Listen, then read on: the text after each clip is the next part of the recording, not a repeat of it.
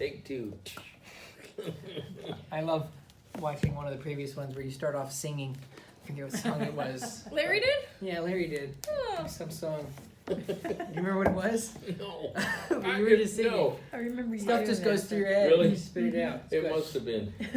Wait, which one? No. Then if you lack wisdom, he Oh my gosh. should ask. But I'll never forget James 1:5. Oh yeah.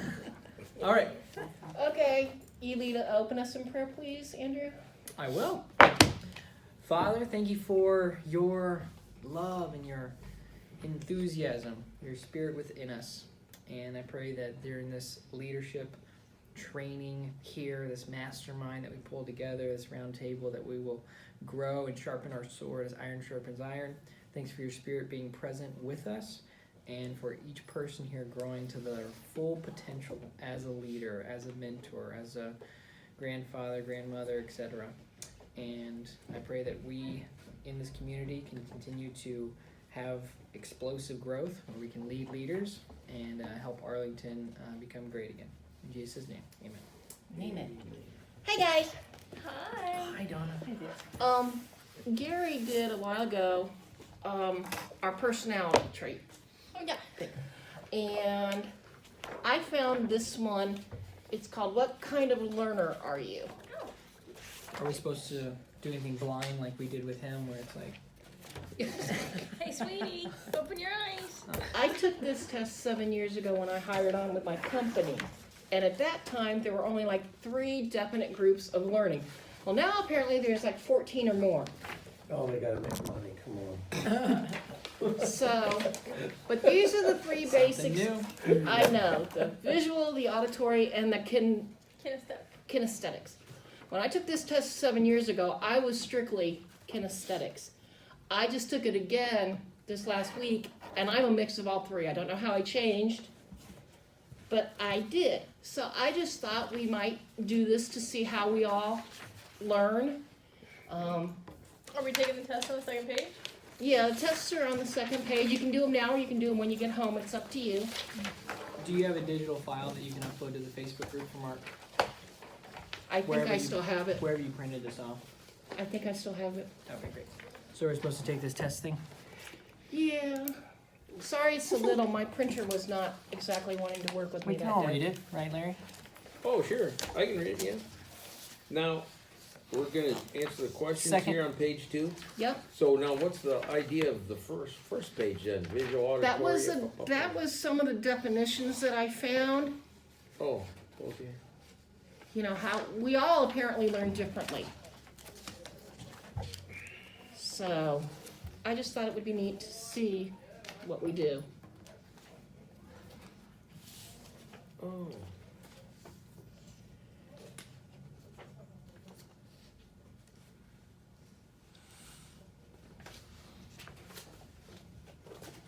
That's funny.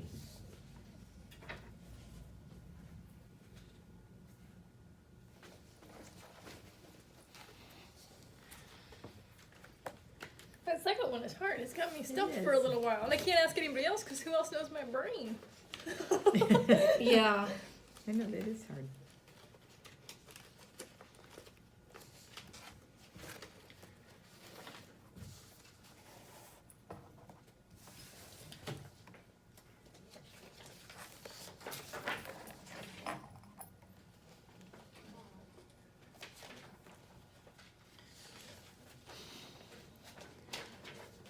I think question 5 should be, when reading a novel. But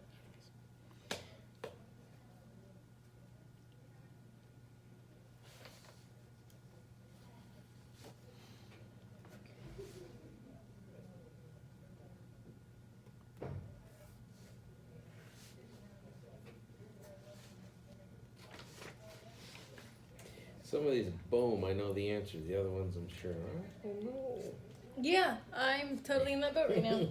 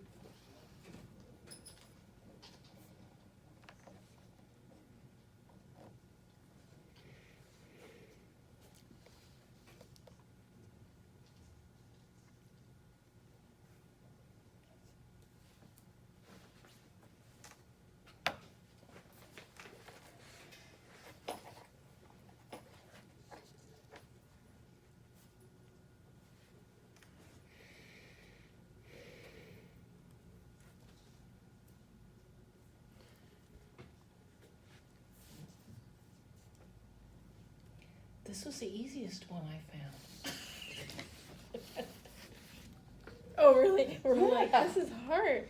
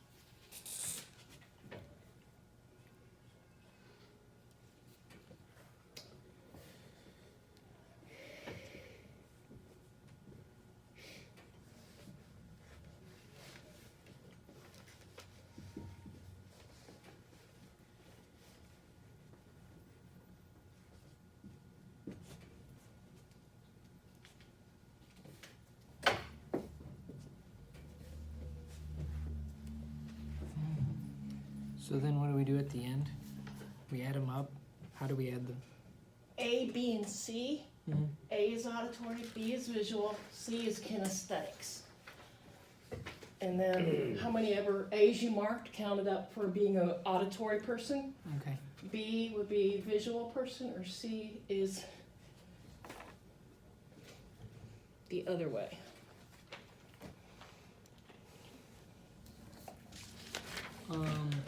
I think on the test though it's in VAC, visual, audio, kinesthetic. So ABC is actually That's true. visual first, and then audio, and then kinesthetic, right? Well, however you guys want to do it with that, that's fine. I didn't catch that part when I actually did mine. I just did the automatic ABC. Okay, cool. But you associated the V with the first one because V was A and B was O. Yeah. Okay, cool. Like in the order it is in the front, right? So the Yeah. first one is visual. Yeah. Yep. Because I mean, you can kind of tell by the answers. See the word here, say the word to yourself. So you just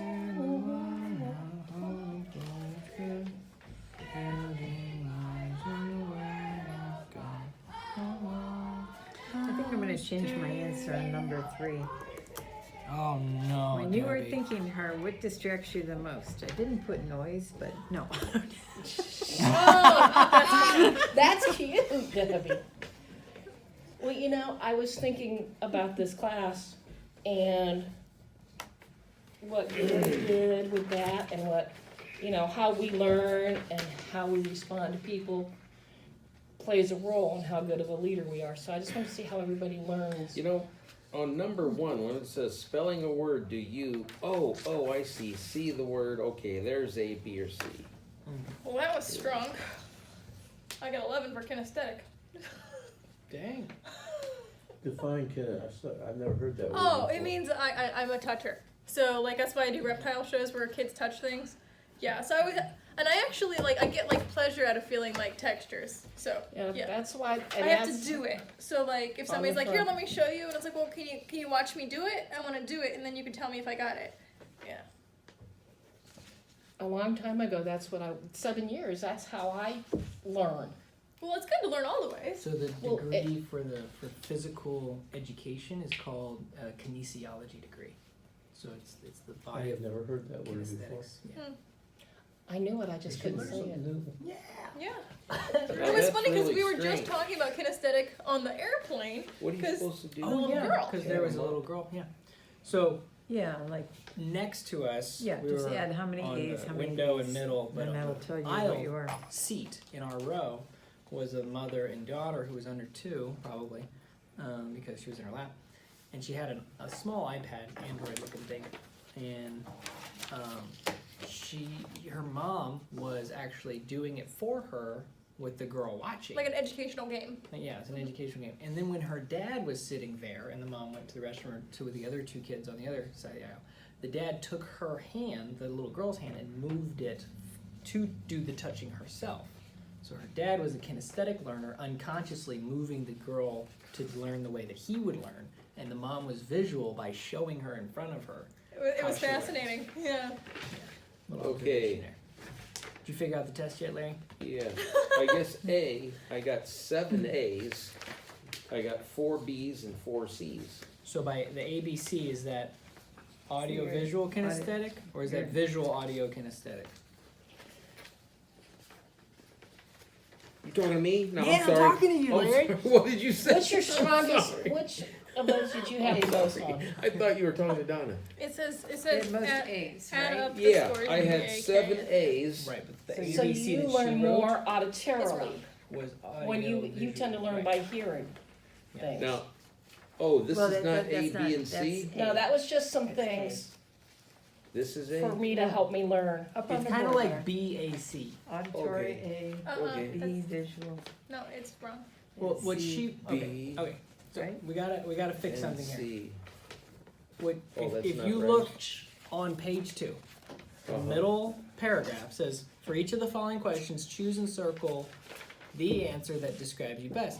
Add scores up for VAK, There, I fixed it. visual, audio, kinesthetic. So when you're going through, if see the word on number 1 is A and here is B, and write the word how you is C, then it's visual, audio, kinesthetic. Actually, I was probably thinking kinesthetic started with a C when I did it. Oh, Yeah. makes sense. Debbie, what about you? I had 6 in the visual. That was your my highest? strongest. 6. Oh, so mine is audio or auditory, whatever, because I got 7 of I those. didn't understand how you wrote that. Auditory, Auditory. you learn from hearing. Visual, you learn to sing, and then the kinesthetics, you're the touchy-feely. See, I got A. Do you wanna go touch the whiteboard? 4. What do you got?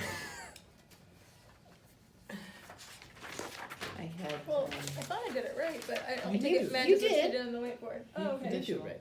Yeah. Yeah, but but So how so many did you get? so you had 2 that were visual, right? So What did the you bottom get? one, You're remember 5 where and you 4. were doing I'm, something, oh. movement.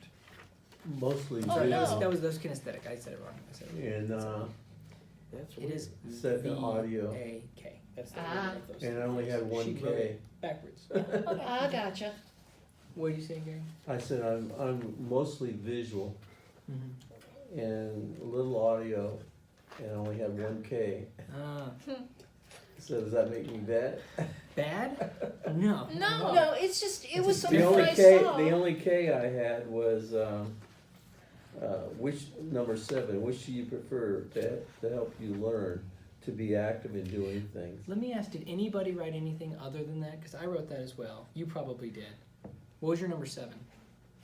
Because that question particularly interested C. me. To be C, active in to be doing active. That's things. what I put too. Yeah. We all learn actively. And Donna probably did as well. Number 7. Yep. That was fascinating to me because when I read all of them, I was like, wow. I thought I All love the telling different- people to do things, but I don't like being told to do things. Mhm. And I noticed that there was a perception here with all these different questions. I was like, it depends on if I'm talking or being talked to, which of these I prefer. Anybody else feel that way?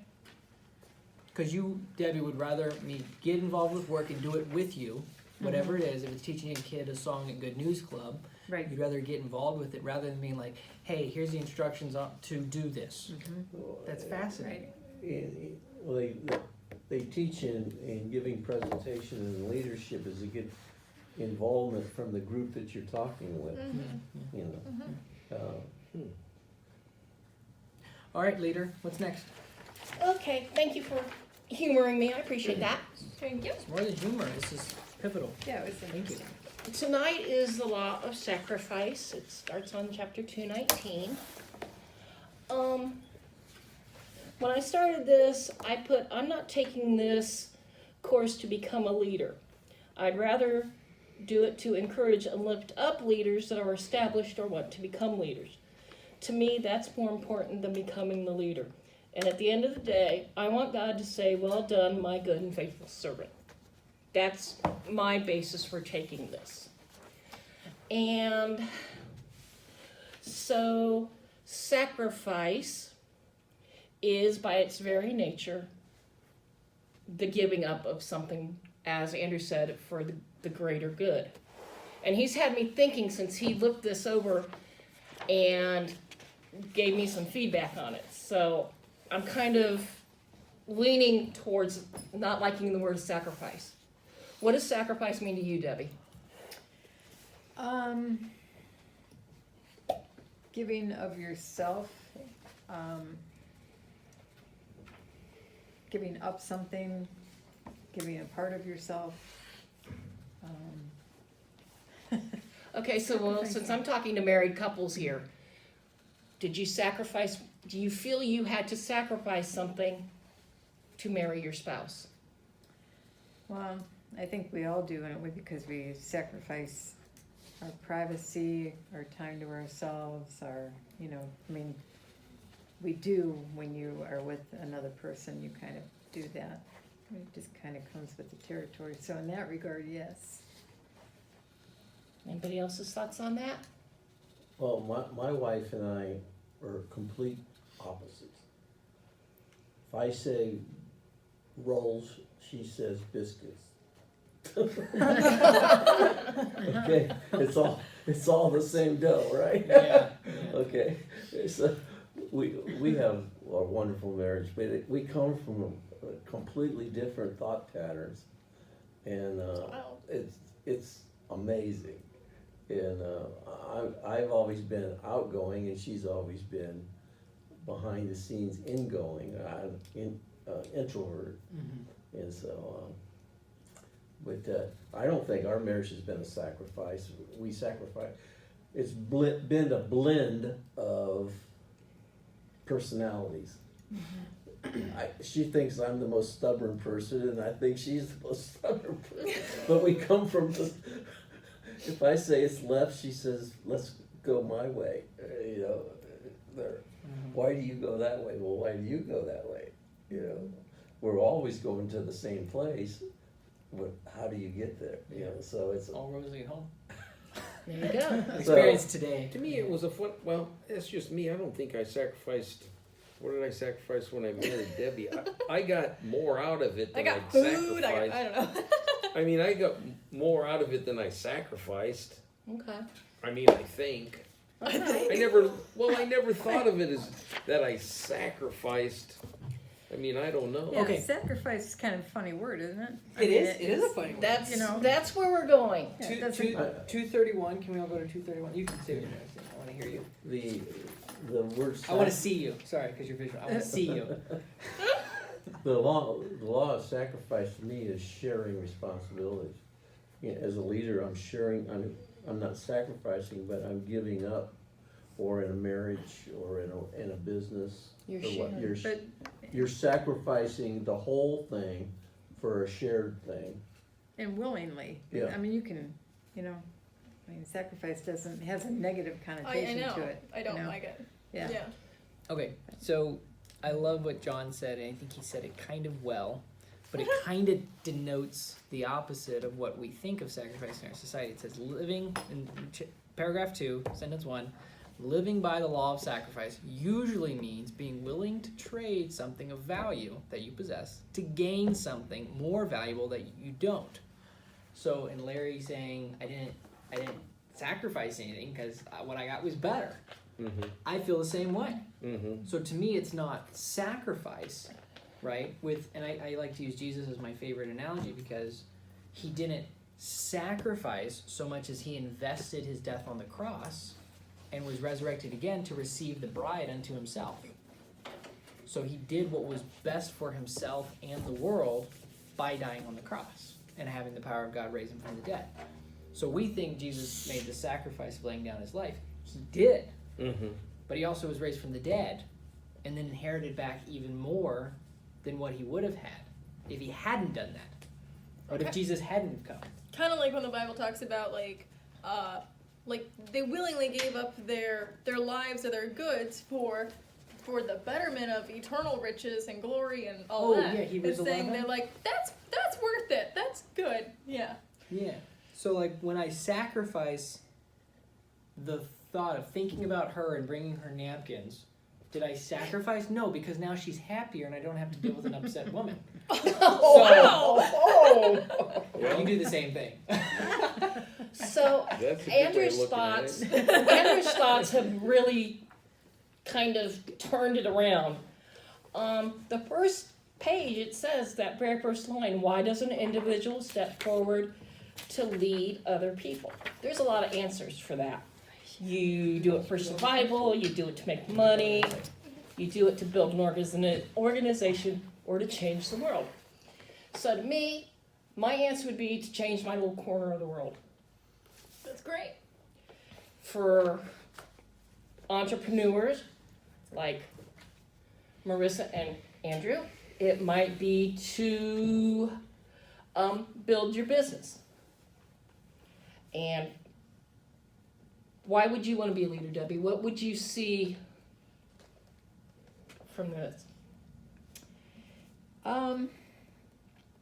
I just want to change, well, I'm kind of like you, just what I can do in my little corner of the world, you know, either with my grandchildren or the culture around me, that kind of a thing.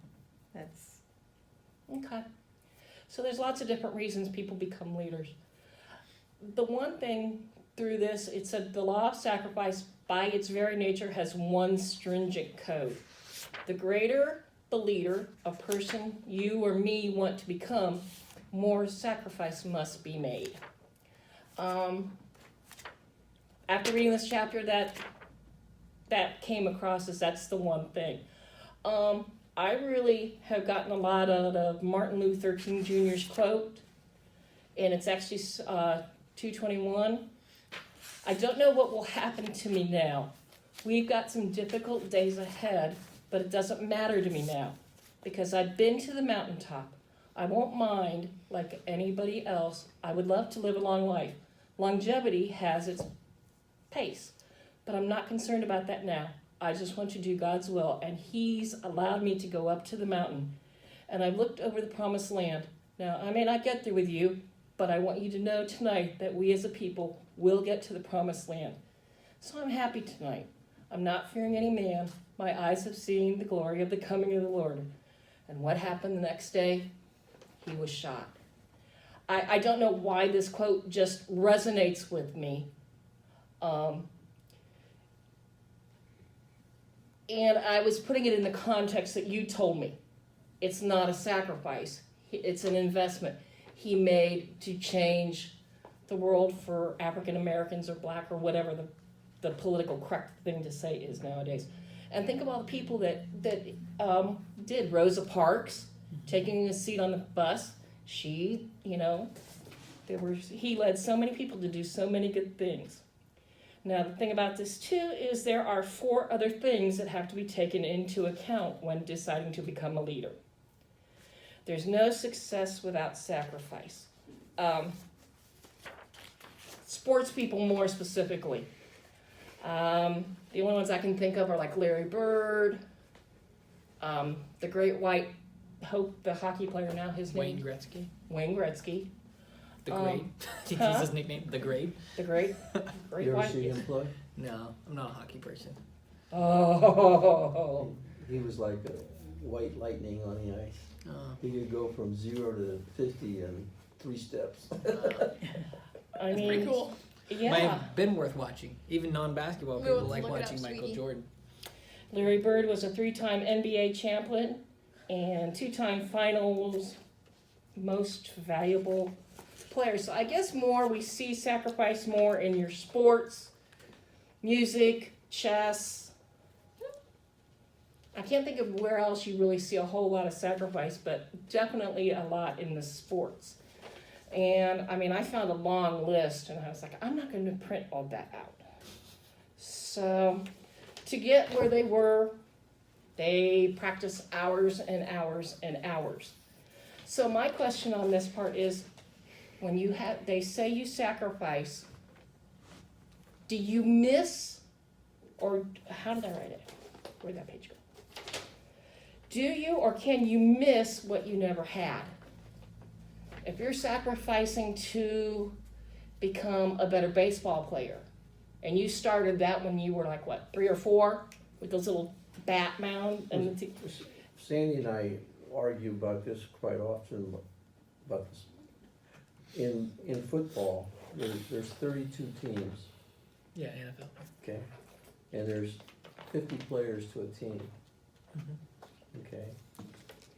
Now, 50 players to a team times 32, what's that? Is there really 32 teams? Yeah. I thought Is that- there was 30.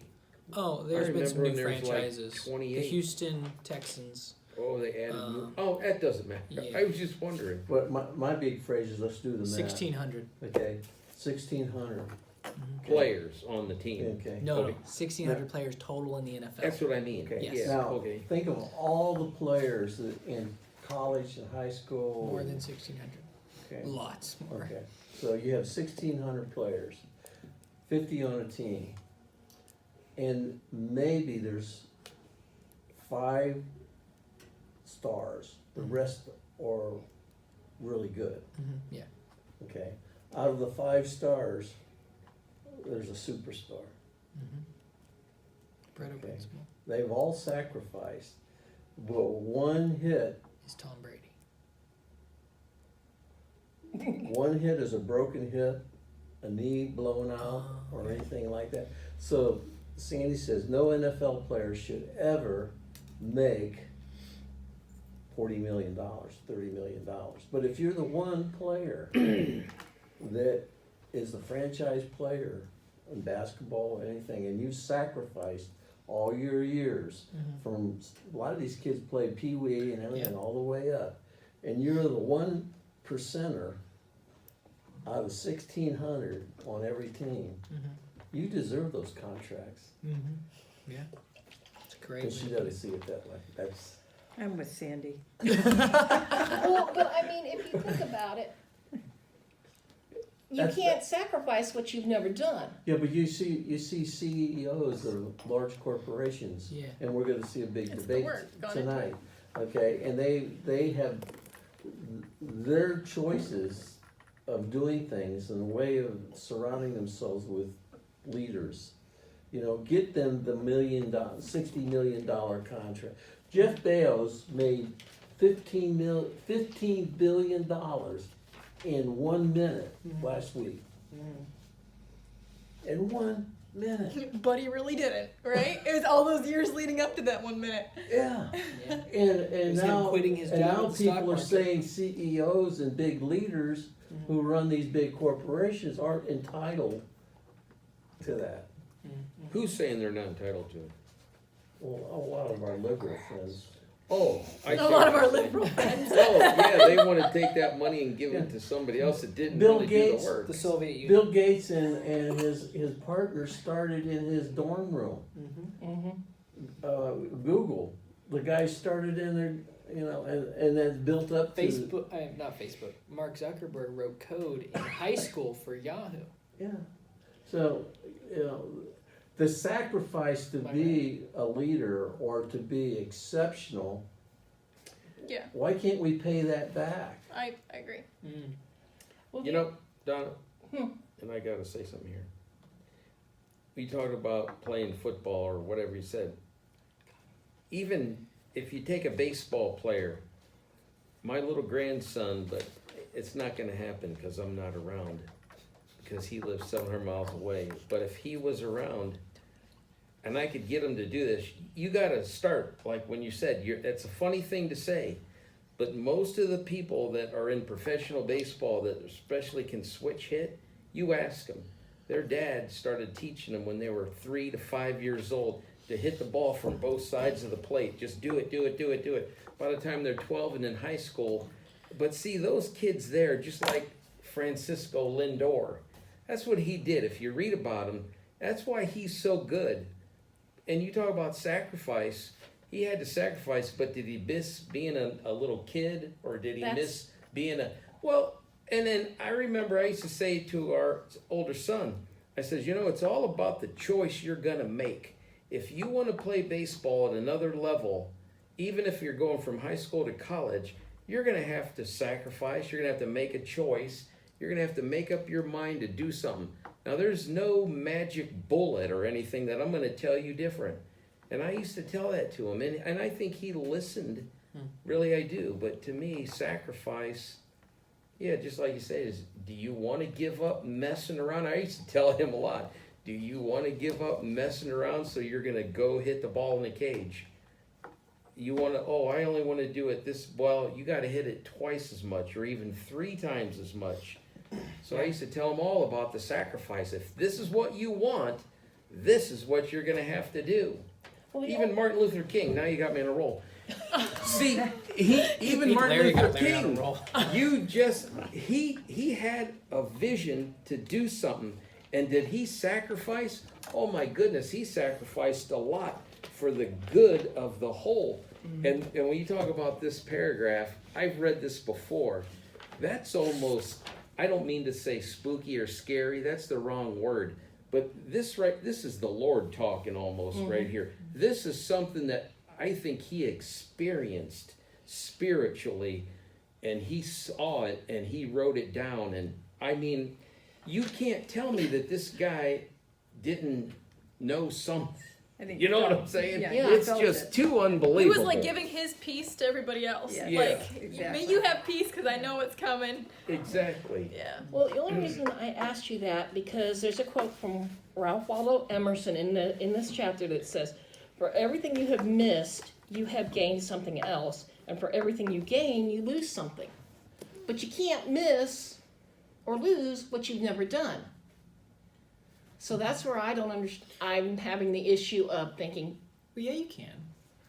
I can't be, as of right now, I can't tell you that I have had a 7-year career as a preacher or a politician or as a musician because I chose not to do those things 7 years ago. So, like, right now, I am missing that because I decided the entrepreneurial route. See, that's Does that funny make that you sense? say that. Every time you because say that- yes to something, you say Yeah. no to 10,000. I was other thinking the things. same thing, and I was really just looking at you and thinking, but you see, Andrew, I'll bet you any money, he could be a better guitar player if he put the time in and practice and da-da-da-da-da. But what you just said is he really didn't choose to take that path. And, you know, did he sacrifice that? Sure, but you must have wanted something more, or thought something was more important to you, whatever. Not that you can't do it, Right. but to really do it well, you would have to sacrifice more than you do now. There's a principle called the 10,000 hour principle. And it's literally to become a master at anything, you spend 10,000 hours in that, doing that activity. sleep. Right? Sorry, sorry guys. He is a master. I'm a master of sleep too. That was Some people still haven't figured out they toss and turn. On page 223, You would like your sleep. number 2 says, leaders are often asked to give up more than others. A leader, to me, can, how do I want to say it? A leader can sacrifice the big bucks to stay in a position to grow an organization. Or a leader can choose to accept big bucks or fame and glory and all that in order to move an organization or a philosophy or something in that area. So a leader has to have a conscience on why he's doing something. And did I say that right? I understood it, but it was there. You meant maybe I filled in the blanks where I saw the picture you were painting. Okay.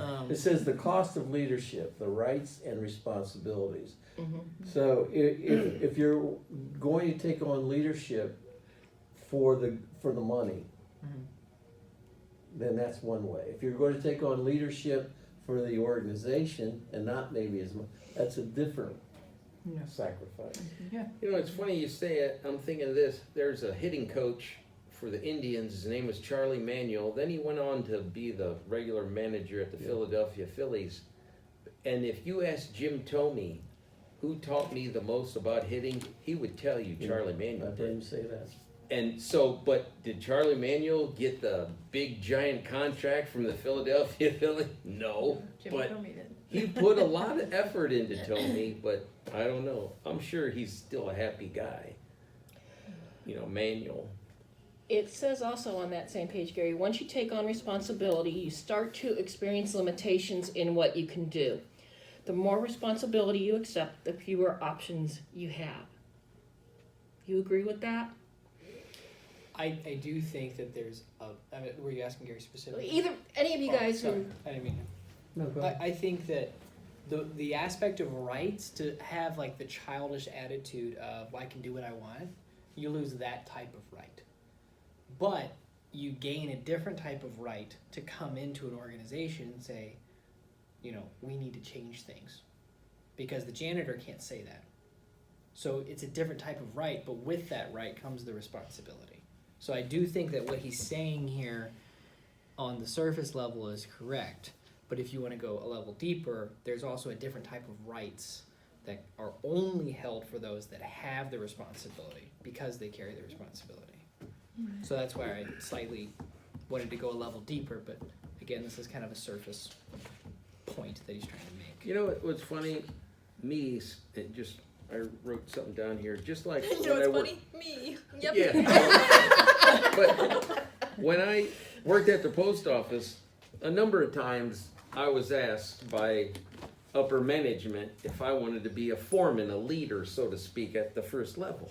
And I always said, no, I didn't want to. And I thought about it and I didn't want to, but you know, I wrote down here, I just wanted to do my job.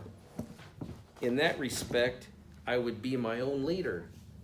And I know that was a limited thing in the post office, but I just didn't want the hassle. Even though I would have made $20,000 more a year at the next level up, I just know I'm making enough money, I'm happy, I don't want to do it. And that's why I said, in that respect, I'm just going to be my own leader. I don't know if that was good or bad, but Well, that's that's what my dad chose to do that. Yeah. So like he saw like, well, he's a great guy. So like as a police officer, you know, they kept wanting to promote him, and he realized I that talked to your dad about Did that you? before the men's breakfast. Yeah. Go ahead. I didn't mean to interrupt. no, he didn't you, want but to yeah. sacrifice what he experienced as freedom with his Yeah. family. He could spend time with us, go on his vacations, and Oh. So And all there's a that. sacrifice. yeah, if you want. it wasn't worth the trade to him. Right. See, and I Exactly. think that's where people say, I sacrificed for this, is when they trade something that they value for something that the world places more value on, but personally they get less value than what they sacrificed. And I think that's where a lot of people come up with this word and this negative feeling towards, oh, they sacrifice so much. And we look at it as husbands and say, what an investment, you know, because we Yeah. got a return on that investment of time and love and life, you know. So I definitely think sacrifice is something, but I heard I wouldn't say a mentor of mine, but a gentleman that I would listen to his audios named Doug Weir, and he was a multi-million-dollar entrepreneur, and he said, you know, I never sacrificed to build my company. It was always an investment. You only sacrifice if you don't succeed at what you're doing. That's when all that you put into and you throw it away, that's the sacrifice, that's the waste. But it's always an ROI. I sent you an article while you were on vacation. I think it was about Bill Gates. And Bill Gates is reflecting on his life. Uh-huh. And Bill Gates has this one thought at the end of every year. Thanks. How much time did I spend with my family?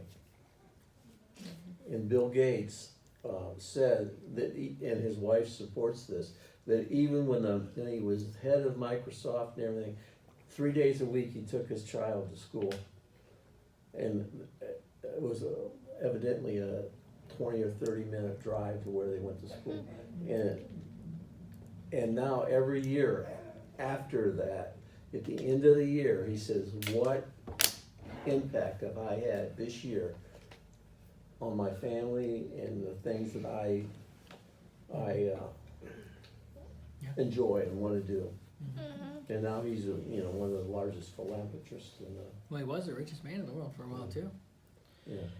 Jeff Bezos was, and he still is. He gave half of it away to his wife. His ex-wife is Yeah. still the wealthiest man in the world. Wow. That says something. Did he really lose half of his net worth on the divorce? They settled the divorce without any issues, but she got half of everything. He really sacrificed. 32 Because he lost. 32 He's hurting. billion or something like that, and got to keep all of Microsoft stock and everything. Wow. And You mean Amazon? So that was his Yeah, company? Amazon. Okay. I think Wow. leaders tend to give up a lot of their privacy. And that if you're being considered a leader and you don't want to give up that privacy, then you have to rethink wanting the leadership role, because when you get into that fishbowl, people like Trump, he's been in that fishbowl for how many years, and everything has come out about him. Well, we can think of others, but he's the one that I think of first. They really scrutinize your life, as I'm sure some Bill Gates or some of the other big guys, they probably lost a lot of their privacy too once they became multi-million-dollar, billion, trillionaires or whatever. I got a visual for you. Visualize a step ladder. Okay. And you're just a young entrepreneur or a young person, and you've got 50 years of life ahead of you. Okay. And you become successful, and somebody wants you to step up. So you take the first rung up the step. And then you're successful and you take the third rung. How far up the ladder are you willing to sacrifice or grow yourself? And so when somebody offers you a promotion or an advancement or a buy something, another business or something, how far up that step ladder? Do you want to go all the way to the top? Are you okay at the third rung? Are you okay at the first rung? And that visual has been in my life all my life. I like that visual.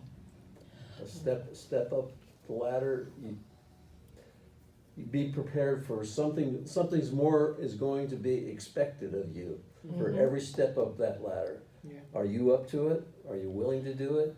Will Yeah. it hurt your family? Will it help the business? Last week you talked about the Pareto principle, and I heard a gentleman talk about the ladder that you just described in his own words, and he said at every rung, if you will, he used slightly different analogy, at every rung there's the 80-20. And though you're in the 20 at the bottom rung, once you kind of get to the top of your little rung and you go into the next one, you're now at the bottom. You're now in the 80% again. So if you want to get back to that level of, I'm at the top of my group again, you go work up to the top of that 20%, and then you reach the 1%, and then you go to the next one. And he says some people are really happy being at the top of their little rung, when other people would rather be at the bottom of the very top rung. So That's what Junior you high do to to me all high the school. time. what? Well, I Yeah, get happy yeah. being at the top of my rung, and you're like, let's go to the next rung. I'm like, but that's a scary rung because it means I'm really small again. That's what you do to me all the time. Well, the third principle, they say you must keep giving up to stay up. It's a good coach. And leaders can tend to believe that sometimes once they reach a certain point, they think they're free and clear of anything. Sometimes that's not the case. And the examples I pulled were like Coke and Pepsi. There was that new Pepsi, there was the new Coke. Both of those failed miserably in my point of view. There's the Like Coke iPhone. Zero, or what? Huh? What new Pepsi, new Coke? Was that an older thing? Yeah. Coke Zero. Coke Zero is, but there was another Coke. That's right. Between- That's right. Yeah, there was. They changed the recipe. Wasn't that in the book? I don't know. Or did I just for read it sure. like or hear it in a different? Yeah, it was in It the might book. have He been. mentioned It the was- but I companies, added- but she there's- added the new Coke flavor. There's the iPhones versus the Androids, Apple versus Macintosh, and McDonald's and Wendy's, and even in our own sphere here, we have General Tire versus Goodyear. once you're a leader, you're going to watch what your competitor does. And you're going to go, am I going to top them? Am I going to see, if it works for them, is it going to work for me? So I think they have to give, to stay up with them.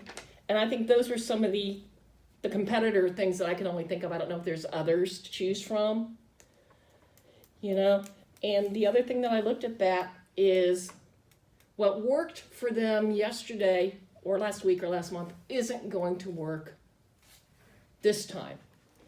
When they're giving up trying to stay up, what they've got to use that time, it's not going to work this time. I heard something interesting today on a report that I listened to, that if you're 10 years of age or younger,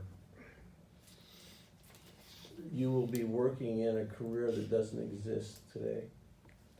I don't believe that. I think it's a good perspective because there's a lot that But, can be but, done, but I but, don't but believe it. what they were saying was new things are going to be developed, new processes, new ways of looking at things. And so if you're 10 years or younger, don't think you're going to be in the same careers that your mother and father, brothers and sisters. Yeah.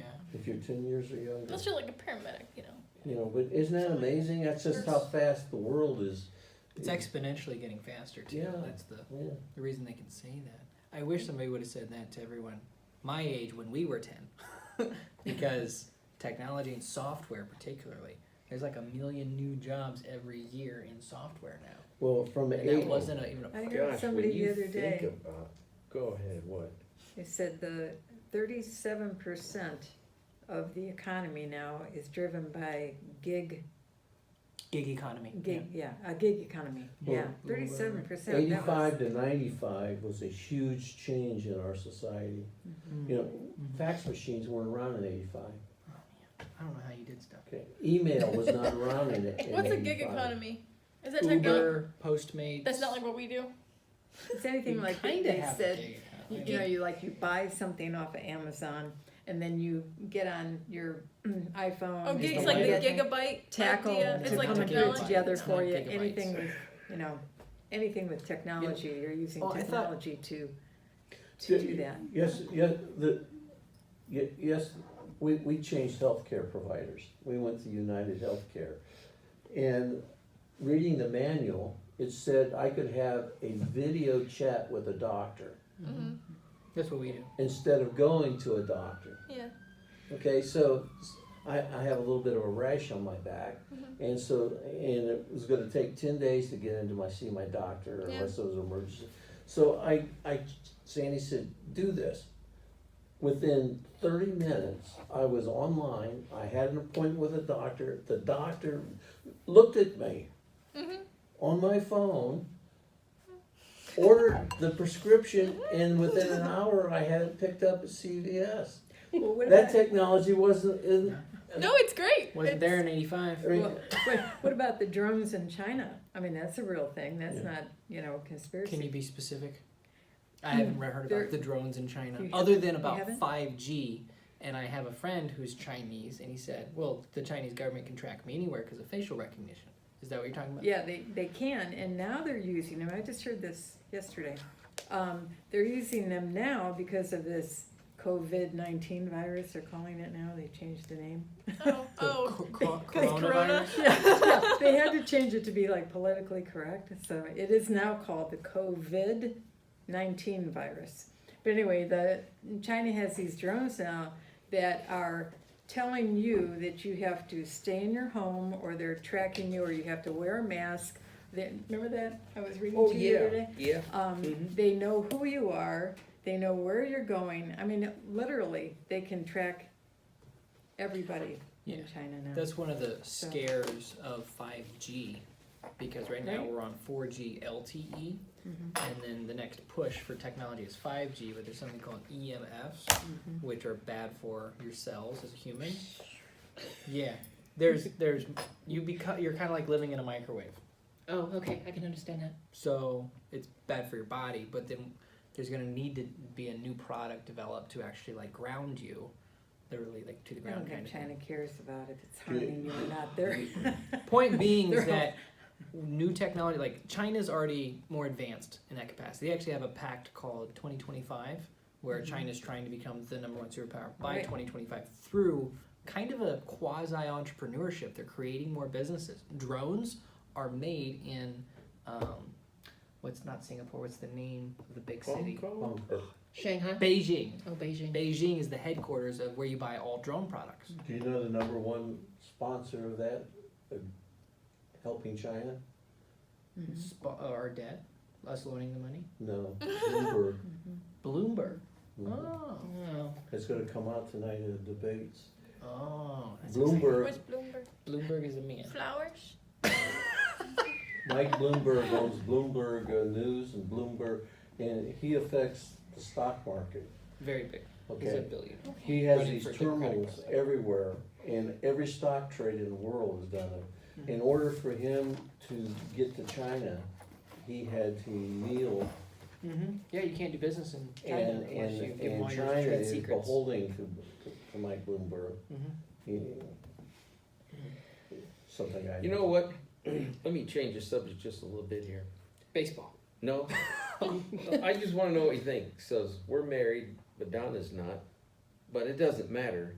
When you are a leader or a man in the household and you're making money, and I'm thinking about sacrifice, and you got to sacrifice your time, blah blah blah blah, for say the company. Well, what about when you're married? What if you're, and that's why I get back to God made it good in the Bible where a man is the leader.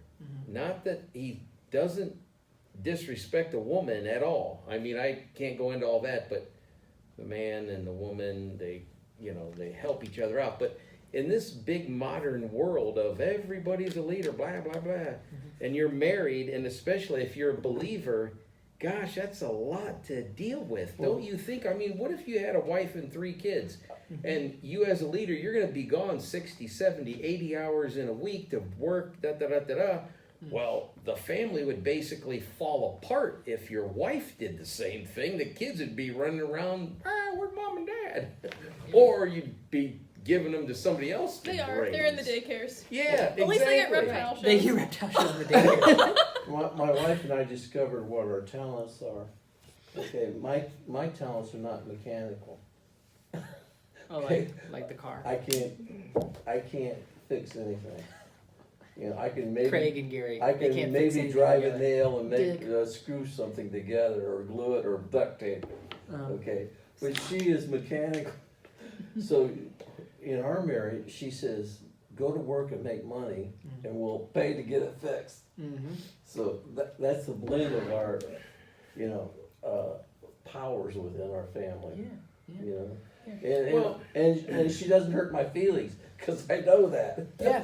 I was saying more than that though, if the husband is constantly and the dad is constantly away from the home, making money, sacrificing, you can't have both people doing that. I mean, Well, it goes back to gosh. the law of priorities, Yeah. right? Which we did last week or the week before. I think it was last week, right? Yeah. So, I wasn't here. I'm looking forward to listening to the recording. But when I was on vacation, I was going over my priorities, and I have God, health, Marissa, business, and church. If it doesn't fit into those 5 things, it doesn't make my calendar. Yeah. And so from that, and government became 6th. I was like, oh yeah, I'm a citizen. So I kind of forgot about that one. Yeah, so from the aspect, and I heard a great sermon, I'll send it to you on YouTube, and it's by a guy named Mark Driscoll, and it's called Marriage and Men. And in it, he outlines the 8 different types of men and the 8 different ways to honor your wife. And so he just has a conversation with men in his church, and he had a huge, fast-growing church up in Washington, Seattle, Washington. Went from his basement to like 10,000 people in a couple years. Oh wow. It was very fast-growing, and it was the least church city in the United States. So they did a lot of salvations, a lot of baptisms. It was a great story. But in that, he talks about being a Christian, being a husband, being a father, and running your financial enterprise, whether that's a job or a business. Oh, well, there you go. Those are your top 4 priorities, and you're not going to have a lot of time to go to the bowling alleys and stuff. You're just like, it's not a priority because that's not what God called you to do. Now, if your job is being, like her brother, ping pong player, he plays ping pong, but that's his job, that's his business, that's what he does. And the great thing about living in America is you can make that fourth thing whatever you want. You can pick the spouse that you want. You can't really pick what kind of kids you have. You kind of raise them. So depending on their natural inclinations and stuff, you raise them that way. But you know, if you're serving God in your church and doing your stuff and things, those are your priorities. And if it doesn't fit into those things, then I throw government in there because we're a democratic republic. But also on that fact, though, if God has called you to do it in that order or whatever, God is also going to make the way for. I can see my words when I can't say them. Yes, you can. She can see them because she's a seer. God will give you the way to make that relationship or make that not be a sacrifice with your family, your kids, whatever, in that aspect. Yeah. So that's what I say that. Yeah, and I think wisdom in the choice of that, Larry, because like my dad would say that he sacrificed for us kids. But I look at that and I say, you chose to do that. He could have chosen any career he wanted, but he knew roofing, he knew architecture, so that's what he chose to do. So he did building envelope consulting. At any time, he could have chosen to do something else in order to produce a different income, different lifestyle. He's never gone into business for himself in the architectural industry because he didn't want the headache of working 80 hours a week. He wanted to clock out at 5 and be able to spend time with us from 5 till sleep. So that was his choice, and he helped coach our sports teams in the evenings and weekends, and he preached. So he chose that lifestyle. And did he make sacrifices in his mind? Yeah, sure. But I think he enjoyed it, so I think he would say it was an investment. And You know, I think we get all these little distant thought patterns, but the pastor, we used to go to Riverwood Community Chapel, and when we I'll be there started soon. off, You will? he was, Dinner Pasha. this guy was the pastor. Paul Sardarelli was his name. yeah, you mentioned He him. was sharp as a tack, really. His dad was a surgeon. There's no doubt in my mind, because I talked to him one day, you could have been a surgeon. He says, oh, I could have been. My dad wanted me to be, and my dad was really upset when I chose not to be. Now he's a pastor of a church, and he still is. But gosh, the financial, the money he could have made, but see, he sacrificed that to be a pastor. I just thought of that. Because no kidding, he there's no doubt in my mind that he could have, but he didn't do it. So anyway. Well, this is the great tandem, or the tug of war. In God's eyes, if he was called to be a pastor and to do that, then he didn't sacrifice being a doctor. Well, you know, He did the best it's thing that sure. God There designed you him go. to do, Yeah. so there's no sacrifice. But in his dad's eyes, Yeah. he sacrificed being a doctor so he could be a preacher. Mm-hmm. What about the sacrifice? When I think of that, the first thing that comes to mind is a military person overseas. They lose their life. They're sacrificing everything for the good of us. Yeah. And then, what about the person the mother or the father that has 4 or 5 kids and they have to work 2 and 3 jobs to support the family? You know, so I think that, to me, is a sacrifice. It's a funny word. I really like the law of investment better. I think, as far as for this book. But when I think of sacrifice, I think actually doing things like that mother or that father that has to go out and work those 3 or 4 jobs because they've got to provide food and shelter for their kids. It's not really a choice. I mean, But the you know choice, what I'm saying? Like the you're talking choice about to your have dad. that many children is. But Yeah. well, but what if they lost their spouse? You know what I'm saying? Yeah, there's the hand Circumstan- you're dealt, and there's how So- you play the hand. So Yeah. you choose how you play the hand, but the hand you're dealt, you can't always choose. Right. So you are So there's balance there. sacrificing. Well, sometimes there's a survival thing. So, like, Yeah. in general, we get to choose a lot of our things. But every once in a while, you just have to survive.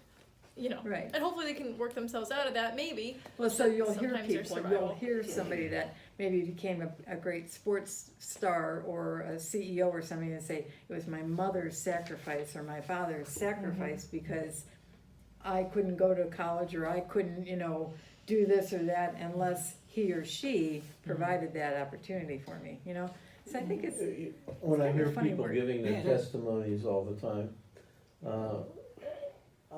I rarely give my testimony, but I have done it. But the most interesting testimonies are, to me, are the ones where somebody has something horrible and they overcome it. In my life, the Lord has given me a nice life.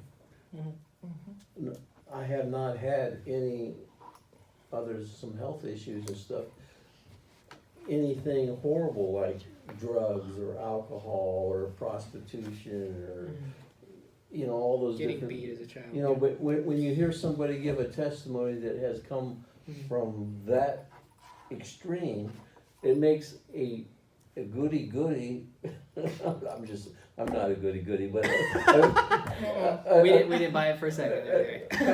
kind of a stray arrow. You know, I don't know if my testimony is as valid as a testimony of St. hardship. Paul, Well, right? like, Am I saying that right? yeah. Well, like when I think about my family, you guys all know my parents, you know, I think, whoa, it's a testimony to when my parents did it God's way, that it protected all of us. So it's a testimony of God's, the reality of God's wisdom and His design. When you know? when they did it God's way, what They is did it? life God's way. Life God's Yeah. way. Okay. Like, you know what I mean? I do, because I know your family. I don't They know all everybody know. else. They all know my parents. No. Yeah, yeah. Yeah. And it was certain life choices that, you know, like my mom's family, you know, they had alcohol in the family, and her parents said no more. Like, we're not gonna do this thing, you know. Both of our parents are angry or happy drunks or whatever. They all had their thing, you know. Yeah. And so my mom's parents said, no, we're not going to. And so, you know, of course, you know, some of those people, you know, you've got Janet and Carolyn and whatnot, you know, and then you got my mom's family. And so I do see it as multi-generational faithfulness, which is a nice place to be. Yeah, you got the Quartermans, you got the Perrins, all came from that too. Yeah. Everybody else in the church actually is related to you. It took me a long time to get all that family situated. I needed to draw I'm myself still a not tree. Wait, can I have a copy? I really want that tree. So this, nobody has brought this up, but this was the thing that really pulled it together for me. That because I haven't think. gotten there yet. No, I'm kidding. Oh, are you cool with it? Yeah, go ahead. Oh, I was just teasing you, honey. okay. You're so cute. Anyhow, it's 227, and it was talking about Condoleezza Rice's teacher, and she said there was a core of hers. This is the very last sentence on the page of 227.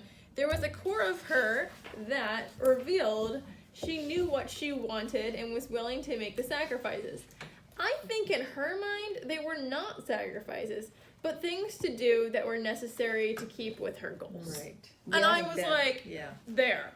Yeah. Because, you know, like, we got home from our we got home from our vacation, you know, 2 hours ago or whatever it was, you know, and I sit down on the floor and I book a show, and he goes down to the animals and he cleans them and feeds them and all of that. And, you know, we could have just plopped on the couch and just, I don't know, watched a movie or something. But, like, I'm not upset with booking a show, and he's not upset with feeding the animals or coming here. Oh, I sacrificed so much. Right? Because it's within keeping of what we're trying to accomplish. I could have watched the news. Right, yeah. You could have watched that would have been uplifting. Could have read Twitter. But I sacrificed. I fed my liked animals. this. And That was one of the things, so thank you. yeah, and like, you know, like you were saying earlier, like I guess I could have been a better like artist or something, but I haven't invested that yet. Yeah. But I'm still alive, you know. Well, that's true. Yeah. That's very true. And there's different times and seasons. You can't sacrifice for all of the things all at once, you know. And so my nephew, he's 10. He plays ping pong. My sister's really good at ping pong, and so I'm really happy she's got some kids who play now. And he asked, how much does Samson practice? And Samson had practiced whatever it was, 5 to 10 hours a day. And Caleb, my nephew, he's 10, he's like, I decided I'm not willing to do that. I'm not going to be as good as Samson. You know, like he counted the cost. It wasn't Yeah. worth it for Right, him. right. You know, it was funny. We all do that though in life. Yeah. I want to hear your story, but we all do that in life. Yeah. And Samson next week is trying out for the Olympics. No kidding. Caleb probably won't in 20 years Yeah. or whatever. When Samson's what, 37, 36, 38, something You like know, that. I was watching him play ping pong and Yeah. the characters. Y'all should go I down to even his told place Debbie, sometime. I It's said, fun. these people are like, they're not even human. They got a table and a ping pong ball and they're away. It's like, how do they do that? They're High not energy just gang. standing behind the table. They're moving this corner, that corner. The footwork. I know. My brother's legs are like It's like gigantic. amazing. Samson will get a ping pong paddle the size of this, Yeah. and he'll challenge people, and he'll play like average players like you and I. Yeah, Where we yeah. have a full paddle, And he'll he's still got beat this little thing, and he'll still beat you with Uh, this little. This is what he Yeah. hits the ball with. That's how accurate he is. I mean, I Wow. played ping pong. We had tables at home, and Sure we'd play downstairs, and the kids would come over, and we'd have little tournaments and this and that. And I guess I was pretty good, but there's no way I'm on the same planet as these guys. And I thought, holy cow, they were good. So She wants to say something. You want to? Go ahead. Sorry. Well, Don. You're the leader, and we're at 8:11. We'd like to That's- wrap up yeah. at some It's point. Donna time. The last thing I think on here was my most important thought. The higher the level of leadership, the greater the sacrifice. In the United States, who's our highest leadership? President? Are you talking? President. Oh, President. In England, it's the Queen. Certain Middle Eastern countries, it's the Emir. In Asian countries, it's the Emperor. And people who have committed to these positions of leadership, either by birth or by volunteering, enduring much in this pursuit. Years of teaching, grooming, and or even studying, or even military service must be put in. There's only one person I think of who has ever met that level of leadership. And this is where I turn the table on everything in this book and say, it's Jesus. To me, he's the highest level of leadership. He did the highest sacrifice for us all when he died on the cross. And so that's, in my opinion, what brings it together, the greater the sacrifice. And he sacrificed everything for us. It's his blood, that died for each one of us. And so that's, and there's a quote on 226. It's understanding, it's under the heading, standing on others' shoulders. There can be no success without sacrifice. Anytime you see success, you can be sure someone made sacrifices to make it possible. As a leader, if you sacrifice, even if you don't witness the success, you can be sure that someone in the future will benefit from what you're giving.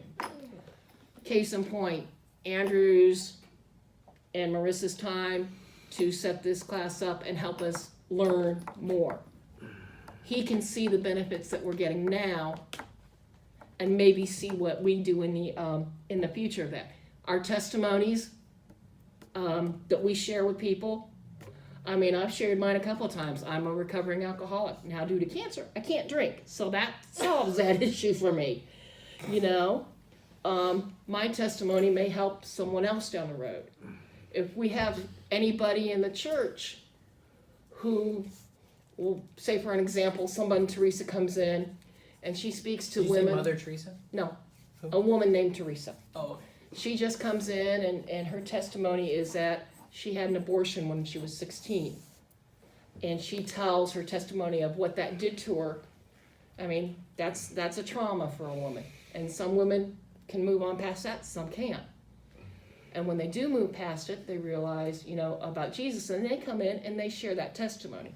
They may not see the results from it now, but there might be a young woman sitting in that audience who might hear that testimony on down the road and be able to come to something better. So I guess in wrapping this up, I would change it to law of investment.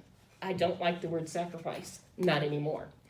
For those who don't have the workbook, I printed off questions that you can take home, answer in your own time. I don't think, by worldly standards, in my own personal life, I don't think I've sacrificed anything. I think we all have places in our life that sometime there may be a sacrifice.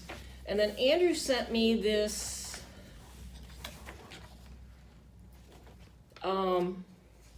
quote. Marissa, it's too little for me to read. Would you I got it. read that for me? And I'll close with that. In the words of the martyred missionary Jim Elliot, he is no fool who gives what he cannot keep to gain that which he cannot lose. And I'm going to end the class with that and let y'all have your thoughts. And then, Gary, if you'll close us in prayer when we're all done with that. Thank you, Lord, for this the evening. Thank you for Donna preparing an excellent program for us this evening. Thanks for bringing Marissa and Andrew home safely and a wonderful vacation. Be with us all as we try to endeavor God's will for our lives and our families and our place in this society. We ask this all in thy name. Amen. Amen. It's really good, Donna. I thought I was on the right track. And then he sent me that tape, that That's what he clip, does and I throughout went, life. Yeah. yeah. It like, oh, yeah. But it was interesting.